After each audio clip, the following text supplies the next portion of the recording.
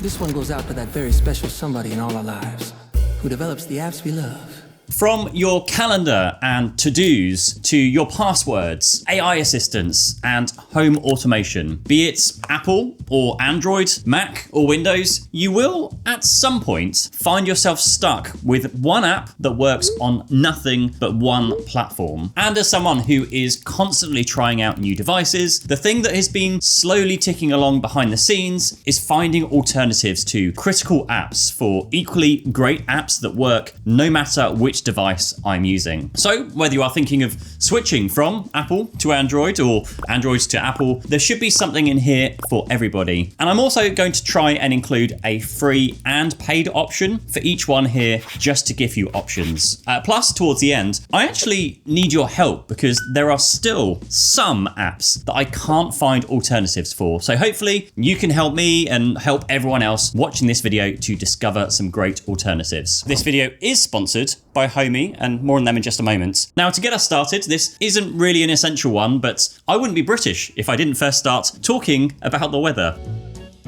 And what an app to talk about. It is called Carrot Weather, and my God, this is one of the most hilarious but also accurate apps for weather forecasting. It is free for the basic version, but if you do want things like widgets, then you do have to upgrade to the paid version. And honestly, I just like this app so much that I even bought it twice, once on iOS, once for Android. But it's also frustrating because you can't have one subscription that covers both. So even though it is cross-platform, the subscription doesn't carry over. But I get the odd comments to, ask me what weather app I'm using when people see the rude and also slightly aggressive weather reports at times. And this is entirely configurable. You can set the personality to be anywhere from being professional to absolute overkill. You can change how it swings politically. You can then also choose, which source to pull its data from, of course. And of all the apps to be gamified, yes, a weather app also has achievements that you can unlock from things like experiencing extreme weather to visiting specific locations. There's even some mystery achievements, which I'm actually yet to figure out, but mainly because I don't exactly spend a lot of time in the app trying to, unlock achievements. But it is always fun to see one when it unlocks, kind of like when there was a tornado warning whilst visiting Dallas a few years back, so kind of fun, I guess. So now we're done talking about the weather, let's move on to something that does help me get stuff done, and that is my Tasks app. From very early on, I've always used third-party task management apps just because of the extra features they had over what was previously very basic functionality in both Apple reminders and Google's task apps. And for the past few years, I've settled on TickTick. Now, at the heart of it, my to-do app is simply there to make sure I don't forget stuff, from writing down video ideas to household chores to daily habits that I wish to track. And when I'm traveling for work, I always use it to write a quick packing list in the days prior, just so I don't forget anything. I also have separate lists created, so rather than it's one huge unmanageable list, I can start segregating different types of tasks like accounts admin, stuff I need to do around the home. I also have one in here to jot down a list of thoughts that I want to cover off on my own Aspiring Creator podcast, which just talks about all the latest behind the scenes stuff on running this YouTube channel, which, subscribe, by the way, if you haven't already. My bookkeeper also has a login for TickTick. And so whenever they need me to do anything, they will then create a task for me to, send them proof of purchase or invoices and so on. And I love that with TickTick, you can enter tasks with natural language. So if I need to clean the office every Monday, it can do that. And then by using dates with everything, it means I can filter out everything else and just live out of my today view, which then shows me only the stuff that I need to do today, which unsurprisingly does mean that a lot of tasks just build up until I, inevitably postpone them all to tomorrow's date, or I realize that some actually aren't a priority at all and eventually just check them off or delete them. Now, the only annoyance I have here is that we use Monday.com as our main system for managing this YouTube channel. So if I ever type in something that I need to do on Monday.com, it thinks I mean on Monday the day. So I have to then remember to tap the day or hit the backspace for it to cancel that out. Now, most surprisingly is that TickTick itself is actually free, although they do have a premium plan for like $35 a year. And I actually chose to subscribe subscribe to their premium plan here. And not because I needed any of the features, but if I like an app, then I also like to support the continued development of that app. And premium just unlocks more of everything. There's more lists, more tasks, different views, themes, filters, but all in all, a solid cross-platform task management app that I now can't live without. Another one that most brands are pretty quick to lock you in on is storing your most private information, your passwords. Now, from Apple's own recently rebranded Passwords app to Google's version or Samsung Knox, there are some great third-party cross-platform password managers available. Now, I can recommend Bitwarden as a great option. It's free, but for the past 10 plus years now, I've stuck with 1Password, which for full disclosure are sponsoring this video. Now, one of the first videos I made on this channel back in 2020 was because my password manager subscription was coming up for renewal. So I decided to compare all of the well-known password managers, and that video blew up. And so we did it again and did it again and did it again. It is the most cross-platform compatible password app I've ever used. It's absolutely gorgeous. The development team is also very active on social media. They're very quick to patch any issues. And just the sheer number of features and integrations they have is very compelling. So yes, of course, you can store all of your passwords. You can share them with friends and family. I have both a family and a business subscription. And like I said earlier, I'm happy to pay for apps to support their ongoing development. And 1Password are just a company that I can wholeheartedly recommend to my friends and family. They prioritize security over their profits, developing features properly and securely and not rushing things. They also have some very useful features like Watchtower, which show you any vulnerable, reused or weak passwords, as well as sites where you can swap a password for a more secure passkey instead. And because they're sponsoring this video, there is probably a discount of some form down below. Not sure what exactly, it'll be a bit of a lucky dip, so check out the link in the video description down below. Next is one that is very close to my heart as a fan of shiny things, and that is home automation. Now, first, I committed to building my Apple smart home, and then it was Google smart home platform, which you can still access from an iPhone. Now, the free cross-platform app is Home Assistant, which is one of the most popular DIY home automation systems, but you do need a certain amount of technical know-how on how to install and manage and maintain it. And then there's backups and installing updates and trying to set up some basic automations on this, sometimes then involved knowing how to code. And so enter Homey, which has quickly found its place as the central hub of my home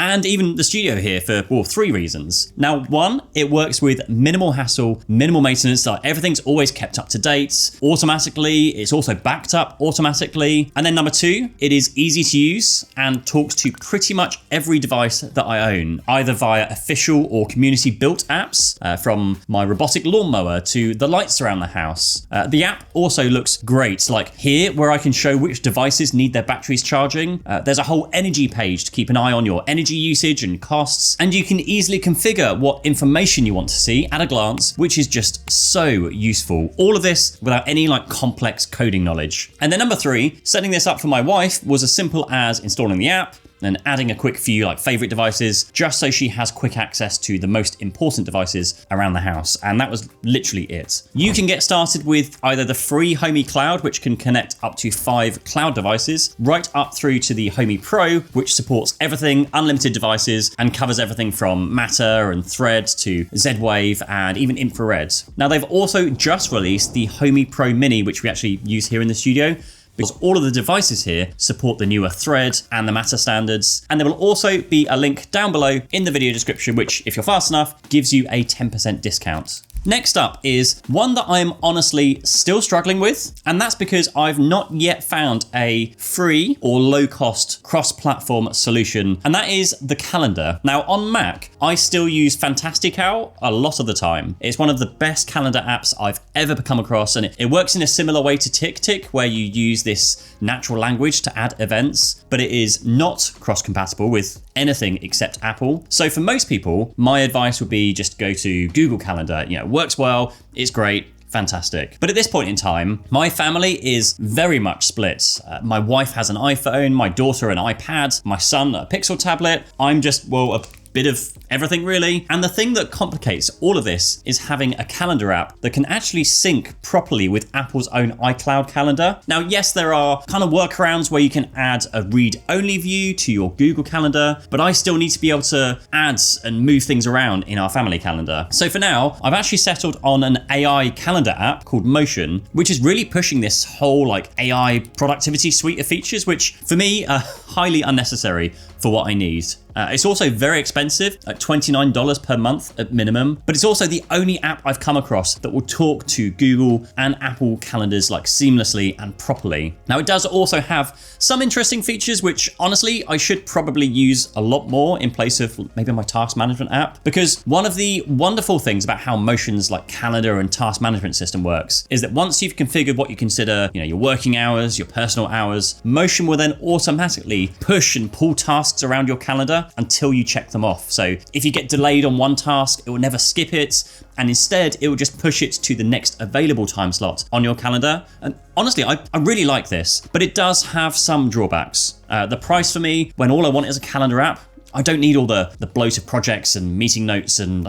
AI stuff. And also the mobile app relies on the desktop app. So a number of times I've gone to open my mobile app only to see a message that says I need to open the desktop app to be able to like refresh the data, when all I need to do is see my calendar from my mobile phone when I'm not with my laptop. That's a very frustrating drawback. But like I said, it is the best I've come up with so far. So maybe you can help me find a better one. Maybe let me know down in the comments down below. Now, Business Calendar was a very close option for me. I did try it, but from what I recall, I don't think iCloud calendars worked. And if they did, they didn't work properly. And even if they did, the app just looks like it needs redesigning from the ground up. It just looks really bad to my eyes. Now for email, most people will probably stick with Gmail or Apple Mail, but I wanted to provide a few alternative options here as well. Now, I have been using Missive for a few years now, and for 3 reasons. Number 1 is when I sign into Missive, it brings across all of my email accounts. I don't have to re-sign into each one by one like I've had to do before with apps like Superhuman. And then number 2, Missive lets me share emails with my team. We have like this entire inquiries inbox that lets us assign individual emails to individual people. We can also chat amongst ourselves on the email thread if we want to discuss something before we actually reply to an email. And then number 3, one key feature for me, which is the email rules that I can then use to trigger emails being like forwarded on automatically or archived automatically. So when I add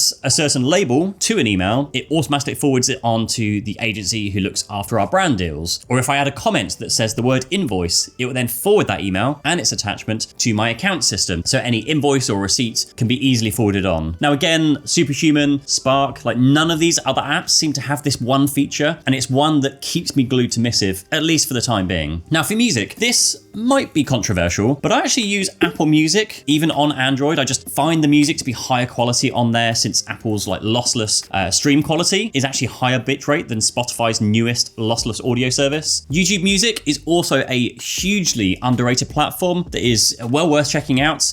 The only reason I haven't actually checked this out recently is that I've only just got my Apple Music to a place where the recommendations it gives me are starting to be as good as Spotify's. Now, after months of training it with like artists and albums and songs that I like listening to, but yeah, for me, Apple Music, even as an Android user, and it even sounds better on Android because there's wider support for lossless codecs with like aptX lossless and Snapdragon Sound and all of that good stuff. Then for podcasts, I used to listen to the Apple Podcasts app. Then when I moved to Android, it was Google Podcasts until, well, Google killed that one off. And so now I'm using Pocket Casts, which is free on mobile. There is also a paid tier that unlocks some extra features, but not essential features. And this one's pretty straightforward. So I can subscribe to the few podcasts that I manage to keep on top of. You can then control the playback speed. It works great on Apple, Android, CarPlay, and Android Auto also works great. I will likely subscribe to this one too. I just don't want to have to keep switching apps around again, so that's gonna be firmly one of my top recommendations now. And next up, now with Apple you have AirDrop, Android you have QuickShare, but I actually use Local Send now because again it works on any device, at Mac, Windows, Apple, Android, so it doesn't matter which device I need to send or receive files from. I fire up Local Send, and from there it works in pretty much the same way as either AirDrop or QuickShare. You just drag and drop, upload the files, and it sends it wirelessly to that device. Now as far as web browsing goes, I've really come to love Brave since it can be, again, like used cross-platform, including iPhone and Android, but also, again, Mac and Windows. It's also privacy focused, so you don't need to sign in with a Google account or anything like that, but you can still sync your browsers by generating and then entering this unique code on each device to bring across your settings, your bookmarks, browsing history, all the usual stuff. And the biggest thing that I like about Brave is, well, one, that it's fast, and then two, it blocks trackers by default. So anything trying to identify who you are and then, track you around the internet is blocked by default by Brave. Now, for some websites, that can cause things to break or odd problems here and there. So you can just manually click a button to allow that specific website through, and then it all kind of magically starts working again. But the majority don't need to, and Brave is by default great at blocking all of that stuff. Now, the only thing I don't really like about Brave is that when you first install it, it tries to get you into Brave rewards and crypto wallets and all this kind of stuff, but you can switch all of it off and just use it as a regular browser like I do. And then outside of that, it's still a Chromium browser, so you can still install Chrome add-ons for things like 1Password. I'm still using Recall as an app that pulls together a ton of information for like research purposes, and I have a ton of like YouTube analytics plugins to look at the data behind public YouTube videos. Maps is an easy one to cover. I just use Google Maps since that works everywhere versus Apple Maps that does not. And then messaging, like this is one that I have always have open in the background, and it's an app called Beeper. And what Beeper does is it centralizes all of my chats across pretty much all of the online platforms: WhatsApp, Facebook Messenger, Twitter, LinkedIn, Instagram, Discord. There's also Slack integrations, Signal, Telegram, so many of them. And this is just a quick and easy way for me to get access to all messages on all platforms, but in one place. There's no matter what device I'm using, I can just fire up this one app. I absolutely love this app. And this app means that I basically switch off my notifications on every single social media app on my phones. And I don't even have Beeper pop-up notifications turned on because, well, I can just jump into the app whenever I have time to check through new messages. Now, this one is totally free. There is a paid subscription, which I think I paid for, which lets you add, I think it's more connections, but I've been using it since it was announced and I seem to have access to everything. Maybe let's not tell anyone about that. It'll just be our little secret. The only thing that annoys me with Beeper is the Facebook specifically just constantly disconnects from me. I don't know if that's because of the additional security I have set up on my Facebook account. I should probably speak to their support about that when I have a spare few minutes. But honestly, that one thing aside, great app, and one that I think I'm happily paying for.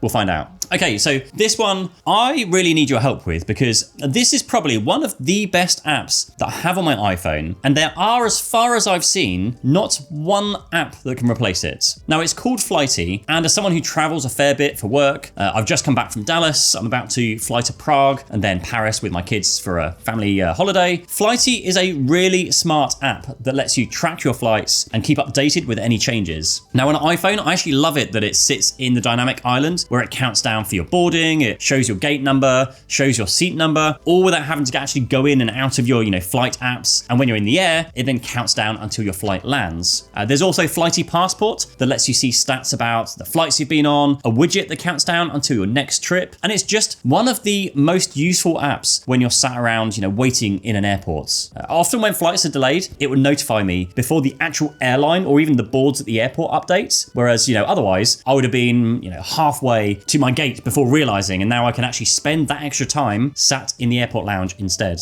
Now, they do have a page where you can register your interest for an Android app, but that's been up for quite some time, and so far nothing has come of it. And just the closest I've been able to come to this is actually an app it was actually developed by someone I used to work with. Now, it's called Plane Finder, which is on both iPhone and Android, and does have some of those features like the flight updates and the tracking, but not quite to the level of Flighty. So I would just love if someone out there watching this knew of something, if such thing exists. And then finally, Notes. I'm leaving this one at the very end because I just haven't gotten around to finding one that replaces my Notes app. Instead, I currently just use Apple Notes on Apple and then Google Keep on Android phones. Sometimes I use a pen and paper. Sometimes I use the iPads on the Galaxy Tab or the OnePlus Pad. Honestly, it's a bit of a mess. It's a totally unorganized mess of my random string of thoughts. I just always just create a new note, type my thoughts and file that way in the never approach again pile. So on that note, let me know what you think down below. What do you use? Maybe I'll go check that out as well. Or maybe I'll just go fully commit to organizing my life inside of Apple Notes, since I mostly use it